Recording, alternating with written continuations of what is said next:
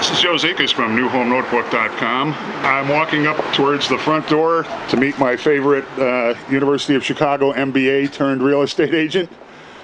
Or have you forgotten about that chapter of your life? I haven't forgotten about that chapter. I use it all the time, especially now in this economy. So, Lynn Flannery with Prudential Rubloff, and I'm here in front of 1220 Hill Road in Winnetka. I think you'll enjoy it. It's a special treat. This is a fantastic house. Starting with the front door, it's got a lot of history, so come inside and let's take a look. This house was built in the 1930s, and this area of Winnetka was kind of known as the playground of all of these Chicago magnates who lived and worked in the city and would come here to Winnetka on the weekends.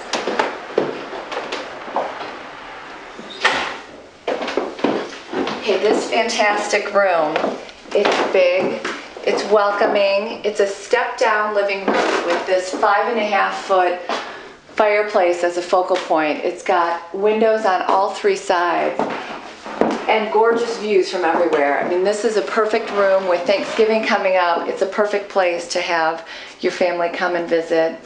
Great views of the backyard. We'll take another look of that at the backyard when we go outside.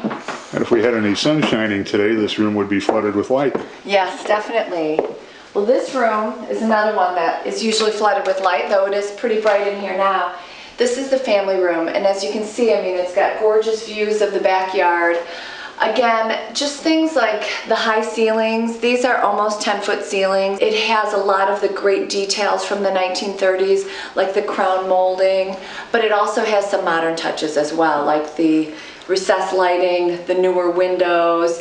For a 1930s house, what's interesting is that it has central air conditioning, and it also has central heating. So that's kind of unusual for that time.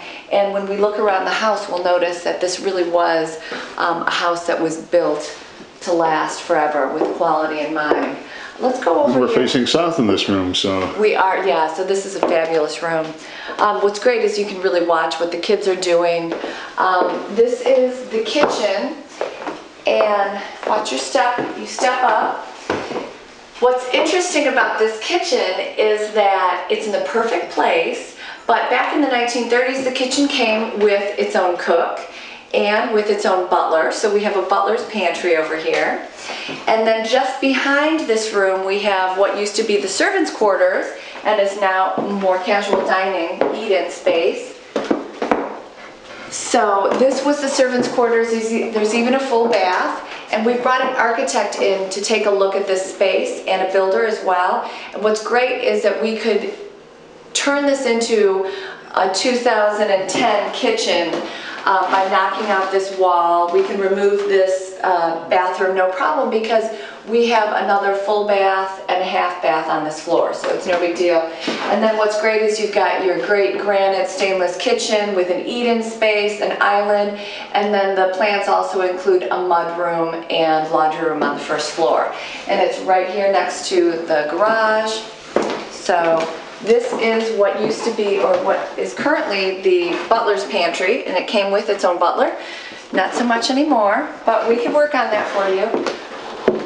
Really nice dining room. Again, lots of light because we've got the family room right here and the front right here. So it's a good size dining room, perfect for entertaining. Let's go to Joe's favorite room. It's the man cave. Man cave, that's a term that's new to me. Oh, yeah.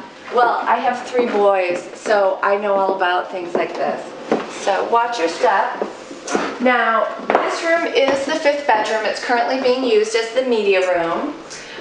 We jokingly refer to it as the man cave because we already have a family room on this floor, but now we've also got this media room. It does have a full bathroom. And what's nice is it has French doors that go out conveniently right by the grill. So imagine that.